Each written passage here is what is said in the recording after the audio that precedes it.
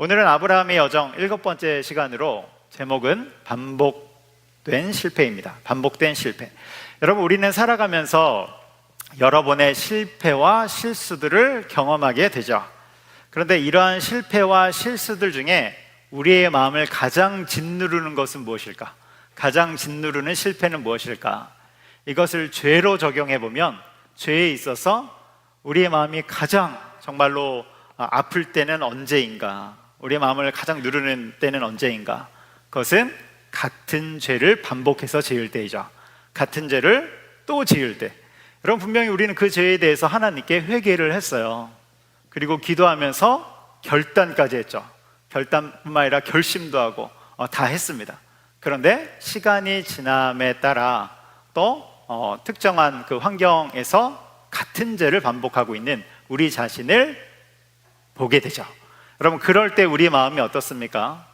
너무 답답하고 때로는 수치스럽고 무력감에 빠지기도 하고, 그래서 영적인 깊은 그 무력감과 또 상실감을 느끼기도 하는 것이죠.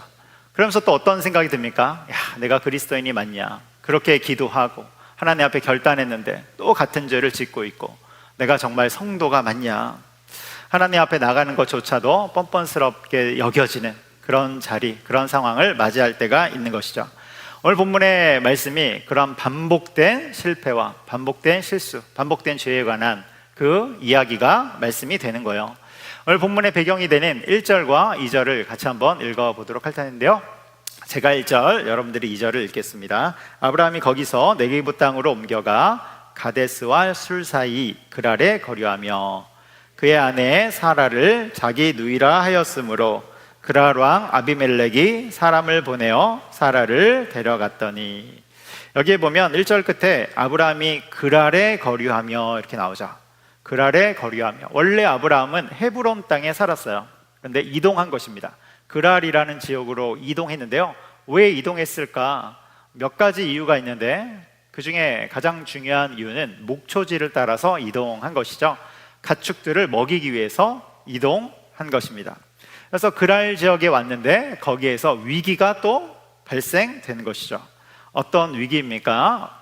우리 말씀 다시 한번 띄워주시겠어요? 여기에 보면 그랄 왕 아비멜렉이 사라를 데려간 것이죠. 아내로 삼기 위해서 사라를 데려가는 거예요. 근데 이때 아브라함은 사라를 뭐라고 말해요? 동생이라고 얘기하는 것이죠. 누이, 내 누이입니다, 내 동생입니다 소개시켜주고 그라랑 아비멜렉에게 보내는 것입니다. 여러분, 이거 어디서 많이 보던 장면이지 않습니까? 우리가 두 달 전쯤에 봤던 창세기 12장 말씀에서 나왔던 그런 이야기이죠. 그때는 애굽왕 바로가 사라를 데려갔어요. 그때도 아브라함이 사라를 내어주면서 제 누이입니다, 제 동생입니다 이렇게 하면서 보냈단 말이에요. 똑같은 일이 발생되고 있는 것입니다. 여러분, 그렇다면 그라랑 아비멜렉은 왜 사라를 데려갔을까? 왜 사라를 아내로 삼으려고 했을까? 과거에 애굽 왕이 사라를 데려갔을 때는 그 이유가 나와 있었어요. 창세기 12장을 읽어보면 아리따웠더라 이렇게 나와요. 아리따웠더라. 그래서 아내로 삼으려고 데려간 것이죠. 근데 오늘 본문을 읽어보면 그런 말이 없어요. 아리따웠더라 이런 말이 없어요. 왜냐하면 이 당시 사라의 나이는 이미 89세이기 때문에 그런 것입니다. 89세의 노년의 그 삶에 아리따웠다라는 말을 붙이기는 조금 어려워요. 물론 여전히 아리따울 수는 있습니다. 그런데 후궁으로 취하기에는 굉장히 부담스러운 나이잖아요. 후궁으로 취할 때는 젊은 여인을 후궁으로 취하지 노년의 이 89세의 사라를 취한다는 것은 굉장히 이상한 일입니다. 여러분, 이 지점이 흥미롭죠. 그렇다면 그랄 왕 아비멜렉은 왜 89세의 사라를 데려갔을까? 그것은 정치적인 이유 때문에 그래요. 정치적인 이유. 다시 말해 아브라함 부족과 동맹을 맺기 위함이죠. 고대 시대에는 혼인을 통해서 양 부족이 이렇게 같이 동맹을 맺고 세력을 확장하는 일들이 꽤나 흔하지 않았습니까? 아브라함 집안도 보면 그 집에 남자만 300명 이상이 있는 꽤나 큰 부족이라고까지 말하기는 어렵지만 그래도 어느 정도 규모가 있는 그런 부족이었단 말이야. 그러니까 그 부족장에 누이라고 하니까 그 누이인 사라와 통혼함으로 인해 평화도 유지하고, 같은 부족끼리 평화도 유지하고 또 합치면서 세력도 키우려고 한 것이죠. 이 그랄도 그렇게 규모가 큰 그런 부족은 아니었던 거예요. 그런데 이때 아브라함은 혹시 자기에게 해가 있을까봐 사라를 그대로 내어주는 것입니다. 아내인데 아내를 아내라고 부르지 못하고, 우리 옛날에 홍길동 아버지를 아버지라 부르지 못하고, 이 설교를 준비하면서 옛날 드라마가 생각났어요. 옛날 드라마 파리의 여인이라고 아세요? 우리 주인공 박신양, 우리 슬라이드 한번 보여주세요. 우리 주인공 박신양과 내 여자 주인공, 이 남자 주인공의 유명한 대사가 있잖아요. 다음 보여주세요. 저 남자가 내 남자다, 왜 말을 못하냐, 내 애인이다, 왜 말을 못하냐, 이런 유명한 대사가 있지 않습니까? 그런 것처럼 아브라함이 저 여자가 내 아내다, 말을 못하고 있는 거예요. 나와 함께 사는 사람이다, 말을 못하고 있는 거예요. 여러분, 아브라함이 똑같은 실수를 반복하죠. 안전이 위협받았을 때, 그는 안전의 위협을 받았을 때 똑같은 실패와 똑같은 넘어짐을 경험하고 있는 것입니다. 여러분, 이것은 인간의 연약함과 한계라고 말할 수 있지만 다르게 말하면 죄입니다. 아브라함이 이렇게 하는 것은 죄예요. 죄. 가장 직접적인 것은 거짓과 속임의 죄이고, 더 근본적으로 들어가면 그가 두려운 순간에, 안전이 위협받는다는 것은 두려운 거잖아요. 두려운 순간에 믿음을 저버리는 죄입니다. 믿음을 저버리는 죄. 그리고 그는 습관적인 죄를 범하고 있는 것이죠. 이 부분은 설교 후반부에서 다룰 것이고요. 그 전에 먼저 하나님의 행하심에 대해서 말씀을 드릴 거예요. 하나님의 행하심.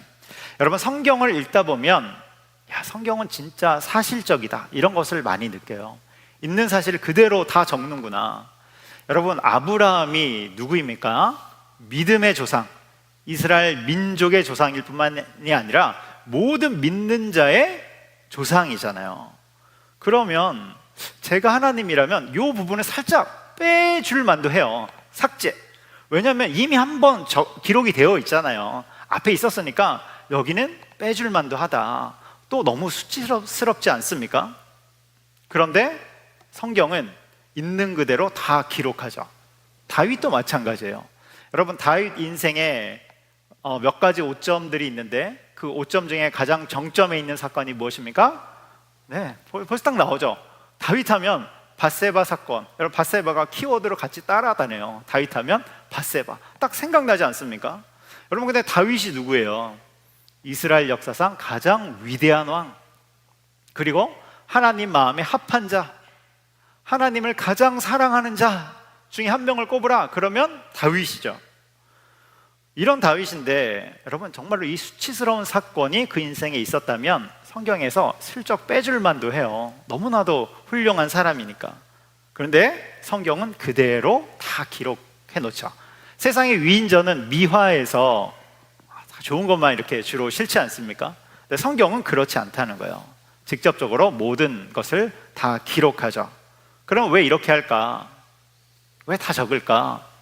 이것을 통해서 인간이 어떤 존재인지를 우리 가운데 보여주고 있는 거예요. 인간의 본성이 어떤지, 인간의 본질이 어떤지를 보여주고 있는 것입니다. 여러분, 우리가 아브라함이 위대해 보이지만, 그가 믿음의 조상으로 뛰어나 보이지만 그도 역시 연약한 인간이고 약점이 많은 인간임을 우리는 성경을 읽을 때 볼 수 있는 거예요.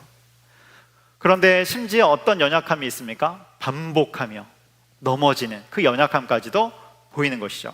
그런데 이러한 인간을 하나님이 멱살을 잡고 끌고 가서 어디까지 끌고 가는 줄 아세요? 이러한 아브라함을 쭉 끌고 가서 그가 창세기 22장에서 아들 이삭을 하나님께 바치는 그 믿음까지 끌고 가는 것입니다. 이러한 하나님의 일하심을 보여주시는 거예요. 하나님이 이러한 연약함 가운데 있는 아브라함을 쭉 끌고 가서 정말로 아들을 바치는 믿음까지 성장해가고, 그것을 그러한 믿음을 통해서 하나님의 일을 감당해 나가는, 하나님의 위대한 일에 동참하는, 이것을 보여주고 있는 것이죠. 다시 말해서 그러한 인간을 사용해서 일을 이루시는 하나님의 위대함, 이것을 보여주고 있다는 것입니다. 그래서 여러분, 성경 말씀을 읽다 보면 소망이 사람에게 있는 것이 아니구나.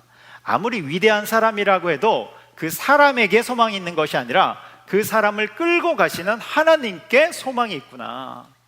그 사람을 끌고 가서 믿음의 사람으로 세우고 그 사람을 통해서 하나님의 역사와 일하심을 이루는 그 하나님의 위대하심에 있구나.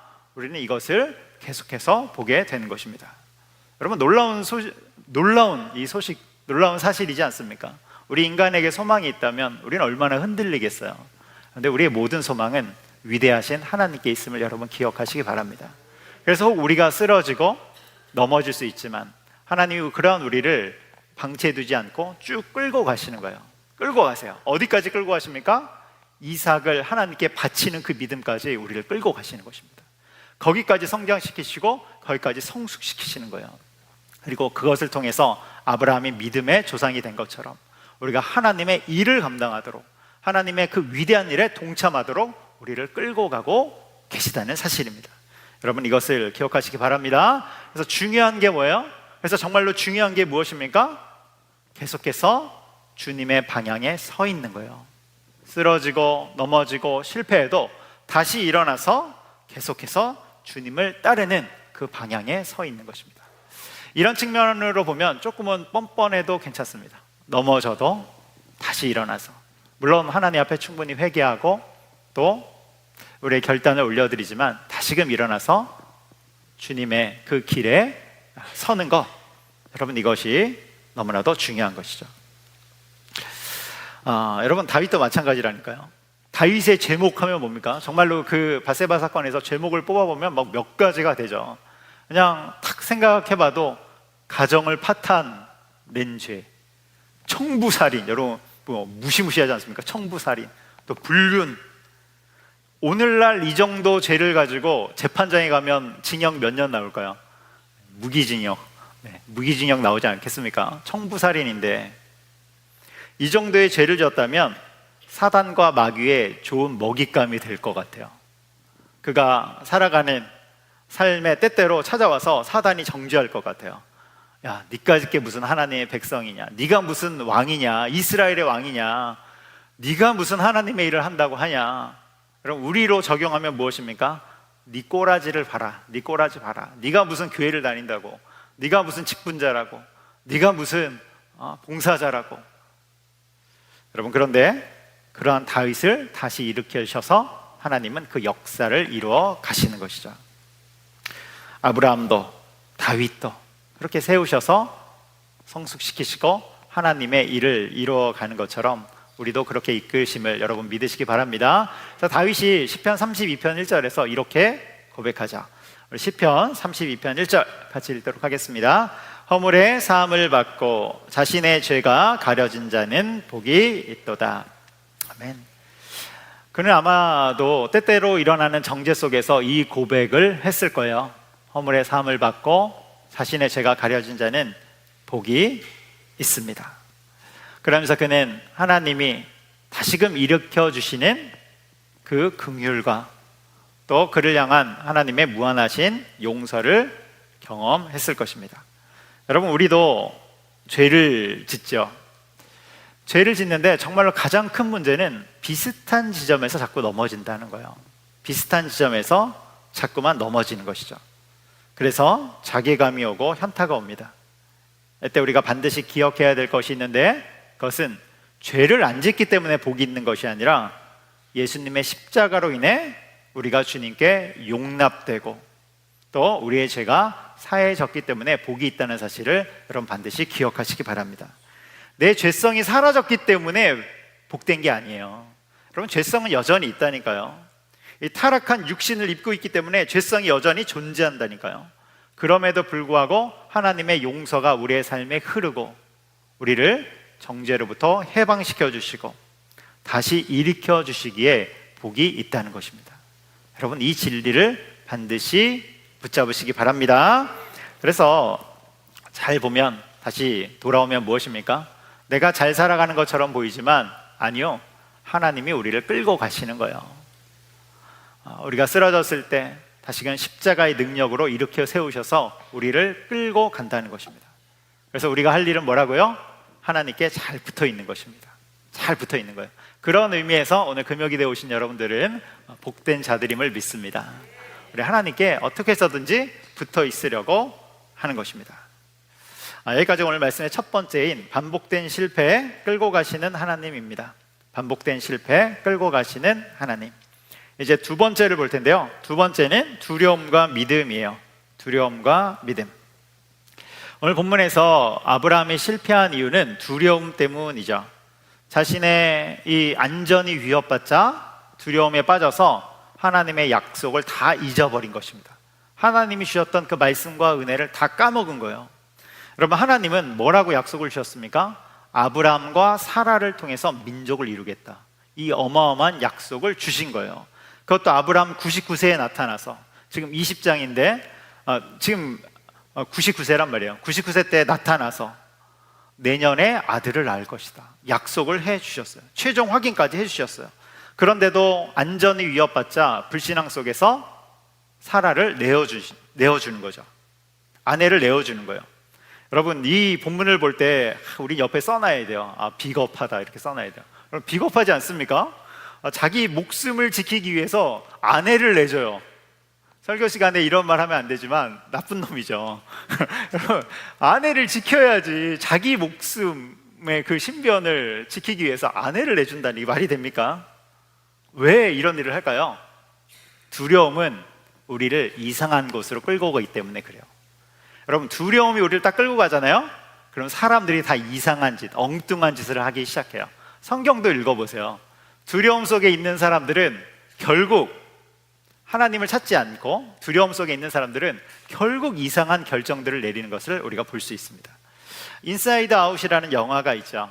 오래전에 나온 영화인데 우리 많은 사람 또 지금까지도 여러 사람들의 기억 속에 있죠. 인사이드 아웃, 애니메이션 영화인데 여기 보면 여러 감정의 캐릭터들이 나오지 않습니까? 기쁨이도 있고, 그리고 슬픔이도 있고, 소심, 분노, 이런 여러 감정의 캐릭터들이 나오죠. 그 중에 두려움이라는 친구도 등장해요. 2에 나오는데, 2는 이제 얼마 전에 개봉을 했죠. 몇 년 전에. 이런 두려움이라는 두려움이 있는데, 두려움이란 감정이 여러분 꼭 나쁜 감정은 아니에요. 하나님이 우리 가운데 주신 감정들은 다 나쁜 것은 아닙니다. 두려움은 일종의 안전장치와도 같은 것이죠. 예를 들어 벼랑 끝에 탁 섰어요. 두려워해야 됩니까? 안 두려워해야 됩니까? 두려워해야 돼요. 그래야 떨어지지 않는 거예요. 그래야 뒤로 물러서는 것이죠. 차가 쌩쌩 다니는 곳에 우리가 있다면 여러분, 두려움을 느끼는 것이 정상입니다. 그것이 안전장치가 되어서 나를 보호해 주는 거예요. 근데 문제가 어디 있습니까? 문제는 이 두려움이라는 놈이 내 마음의 운전대를 잡고 자기가 움직이기 시작할 때, 그때 발생되는 것이죠. 이 영화에도 보면 두려움이 제어판의 손잡이를 딱 잡는 순간 세상이 다 공포와 위협처럼 느껴지는 것이죠. 다 위험으로 가득 찼다고 생각되는 거예요. 그래서 저건 위험해, 저거 손대지 마, 저 사람을 믿지 마, 아무것도 시도하지 마, 실패할 거야, 막 이런 생각 속에 갇히게 되는 것이죠. 여러분, 두려움이 운전대를 딱 잡으면 엉뚱한 곳으로 막 끌고 간다니까요. 우리를 이상한 곳으로 끌고 간다니까요. 여러분, 우리 신앙생활에서도 잘 한번 보시기 바라요. 우리 지금 신앙의 운전대를 누가 잡고 있는지, 믿음이 잡고 있는지, 두려움이 잡고 있는지 반드시 점검하셔야 되는 것입니다. 믿음이 잡고 있으면 어떻게 돼요? 하나님이 보이죠. 전능하신 하나님이 보이는 거예요. 그런데 두려움이 잡고 있는 순간, 두려움이 내 인생의 운전대를 잡고 끌고 가면 위협 속에, 세상의 위협 속에 무릎 꿇고 엉뚱한 짓을 하게 되는 것입니다. 그래서 아브라함이 아내를 누이라고 하고, 이상한 짓이잖아요. 이상한 짓을 하죠. 또 마가복음 4장에 보면 제자들이 바다에서 풍랑을 만나잖아요. 풍랑을 만납니다. 여러분, 그 제자들 한번 보세요. 그 배 옆에 누가 계세요? 예수님이 계셔요. 예수님이. 그런데도 다 눈이 가려져서 예수님이 안 보이죠. 두려움이 탁 임하니까 예수님이 안 보여요. 그래서 두려움이 이끄는 대로 가는 것입니다. 그동안 받았던 은혜들, 말씀들 다 눈이 가려져 버리는 거예요. 여러분, 우리의 인생의 운전대는 무엇이 잡고 있는지 반드시 점검해야 돼요. 믿음이 잡고 있는지, 두려움이 잡고 있는지.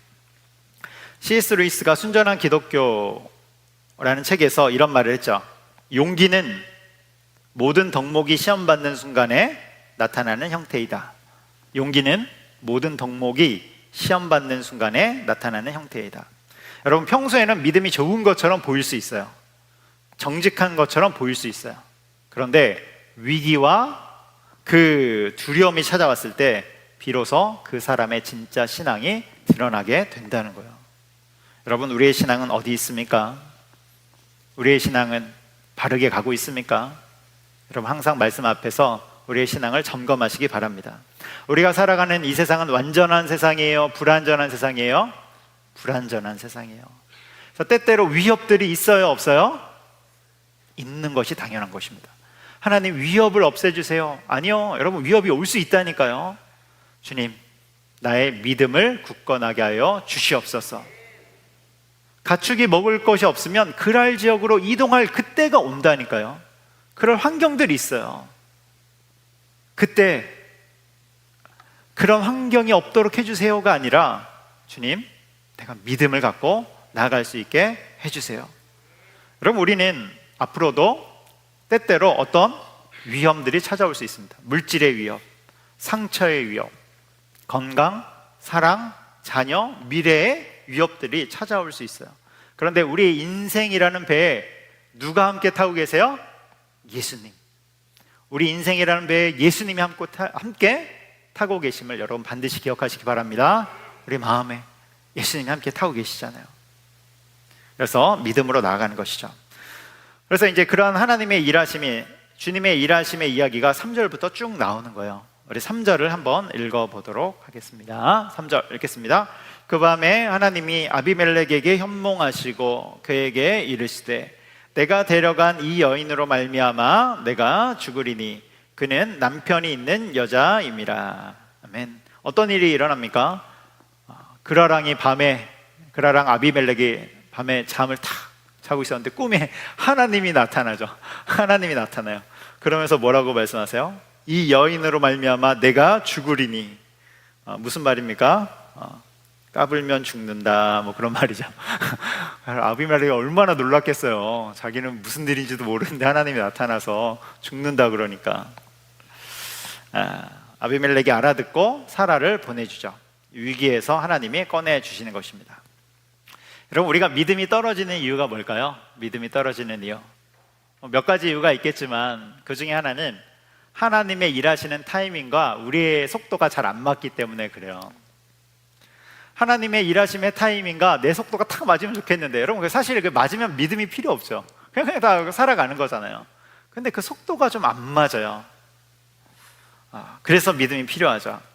마가복음 5장에 보면 회당장 야이로가 예수님을 찾아가는 그 장면이 나와요. 예수님을 왜 찾아갑니까? 딸아이가 중한 병에 걸려 죽을 그 위기에 처해 있기 때문에 예수님 앞으로 찾아가죠. 이때 예수님이 그의 요청을 듣고 회당장의 집으로 향합니다. 그런데 여러분, 향하던 중에 한 가지 사건이 일어나요.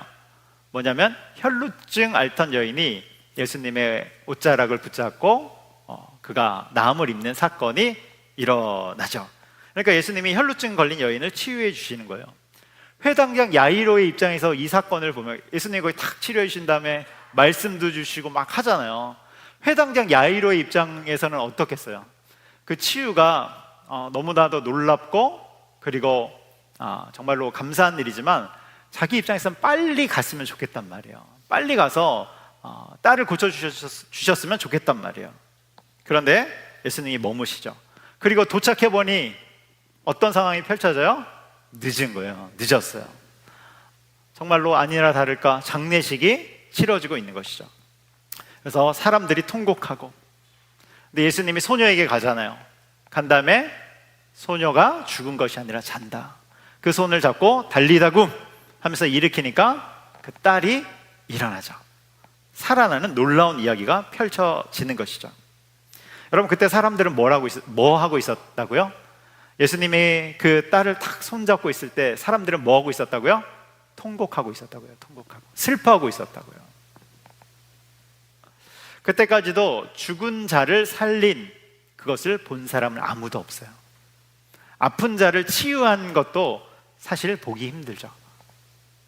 그래서 거기에 있는 사람들은 통곡하고 있었고, 예수님이 소녀가 자고 있는 거야 라고 말씀했을 때도 비웃고 있었던 것입니다.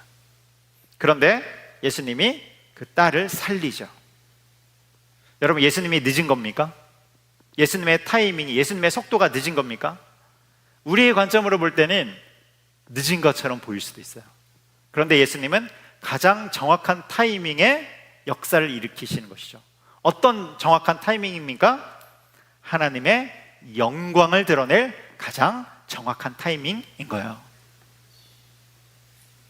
여러분, 예수님은 주님의 일하심을 통해서 하나님의 영광을 드러내시는 것입니다. 여러분, 때로는 우리의 삶에 위험이 있고 안전이 위협받을 때, 불안할 때, 그때도 하나님이 가장 완벽한 타이밍으로 일하고 계심을 믿으시기 바랍니다. 그래서 우리에게 필요한 건 늘 인내입니다. 인내. 여러분, 인내를 기도하시기 바라요. 인내를 하나님 앞에, 인내를 갖고 기도하시기 바랍니다. 그리고 하나님의 일하심을 보면 때때로 영적인 방해들이 있죠. 우리도 주님의 길을 가려고 할 때 그런 영적인 방해들이 있지 않습니까? 그래서 우리는 기도하면서 가는 거예요. 만일 사라가 그라랑 아비멜렉의 후궁이 되었다, 여러분, 그러면 어떻게 되겠습니까? 하나님의 계획, 아브라함과 사라를 통해서 믿음의 민족을 일으키시겠다는 하나님의 계획에 차질이 생기는 것이죠. 그러니까 지금 그라랑 아비멜렉의 행동은 구속사적인 관점으로 봤을 때 굉장히 엄청난 방해와 위기가 되는 것입니다. 그런 것처럼 이 땅에는 악한 세력의 방해와 영적인 공격들이 있죠. 하나님의 일하심을 방해하고 교회를 공격하는 그런 것들이 있는 것입니다. 출애굽기에 보면 하나님이 모세를 통해서 이스라엘 백성들을 구원하시죠. 이 계획을 갖고 있죠. 그런데 악한 세력들은 어떻게 합니까? 모세가 태어날 당시에 아이들을 다 죽이죠. 그 일을 펼치는 거예요. 예수님이 이 땅에서 태어나실 때도 마찬가지이죠. 악한 세력들은 2살 아래의 아이들을 모조리 죽이면서 끝까지 방해합니다. 그런데 중요한 게 뭐예요? 악한 세력들이 활동한다고 해도 결국 모세가 태어나고, 모세는 죽지 않고 예수님도 태어났음을 여러분 기억하시기 바랍니다. 하나님의 보호하심 아래서, 천사의 보호하심 아래서 태어난 거예요. 다시 말해서 악한 세력들이 활동한다고 해도 하나님의 보호하심을 이길 수는 없는 것입니다. 오늘 아브라함과 사라가 절제절명의 위기의 순간을 맞이하게 되죠. 그런데 하나님은 꿈을 통해서 이 위기를 해서 꺼내주시는 거예요. 하나님은 아비멜렉의 꿈에 직접 나타나시죠. 그리고 다음 장인 21장에서 약속의 자녀인 이삭이 태어나게 되는 것입니다. 여러분, 우리가 다시 일어나서 주님의 길을 가겠습니다 결단할 때 또 때로는 넘어질 수 있습니다.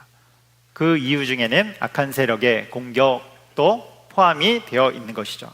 그런데 오늘 반드시 기억해야 될 것이 무엇입니까? 하나님이 우리의 손을 끌고 가신다는 거예요. 우리를 붙잡고 믿음의 정점까지 끌고 가신다는 것입니다. 손을 못 잡으면 뭘 잡고 가신다고요? 멱살을 잡고 끌고 가십니다.